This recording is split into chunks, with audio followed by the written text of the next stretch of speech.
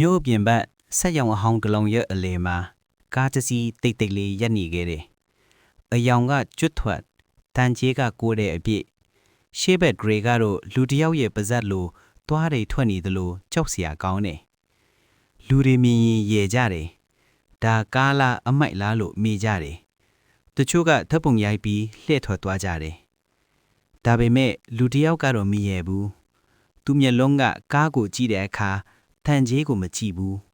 ဖြစ်ခဲ့ဘူးရဲ့အိမ်မက်ကိုကြည့်နေတယ်။ပိုင်ရှင်ဟောင်းကစီးပွားရေးပြတ်ကားကိုဆက်ယုံထဲမှာနှစ်ပေါင်းများစွာပစ်ထားခဲ့တယ်။အင်ဂျင်မလှဲ့တော့ဘီးတွေလဲမရှိတော့ကားကအသက်မရှိသလိုဖြစ်နေခဲ့တယ်။ယူမယ်ဆိုရင်ဒေါ်လာ900ပဲပိုင်ရှင်ဟောင်းကမျက်နှာမထားပဲပြောလိုက်တယ်။လူလေးဆိုရင်မဖြစ်နိုင်ဘူးလို့ပြောပြီးလှည့်ထွက်သွားမယ်။ဒါပေမဲ့ဒီလူကကားရှိမှရပ်ပြီးတန်ကျေးတိုက်နေတဲ့ဘောနက်ကိုလက်နဲ့ပုတ်လိုက်တယ်။ဒုံအထံကမသေးသေးဘူး။မင်းလမ်းမပေါ်ပြန်တက်နိုင်သေးတယ်။သူတိတ်တိတ်လေးပြောလိုက်တယ်။ဒီလိုနဲ့လူဒီမယုံကြည်တဲ့အဟောင်းကားတစ်စီးကိုဒေါ်လာ900နဲ့သူဝယ်ယူလိုက်တယ်။စိတ်ယုံတကားပြေးသွားတဲ့အချိန်